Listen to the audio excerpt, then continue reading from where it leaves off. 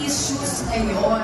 And yung pangatlo po, of course, for sure, excited tayo lahat. Kahit ako, gusto ko mamaya mag-try ito ha. Ito ang road show. So kung makikita niyo po yung sa aking kanang bahagi, nandiyan po may mga booths po dyan. Pwede niyo po i-try yung interactive na booths. And of course, nandiyan yung marami rin tayo matututunan, yung mga skills, paano nga ba?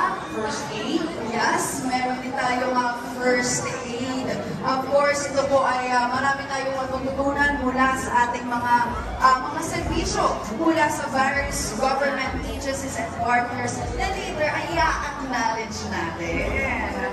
I-recommend ko sa kanya yung preparing Feeling ko pwede kasi nag-yoga naman ako, ma'am. Tayo ay nasa fifth floor. Rappel mo siya. Pinamit lang sa bababaan kami sa basement. Sige ka. May sasalo kaya? Tingnan natin ang pinipili niya.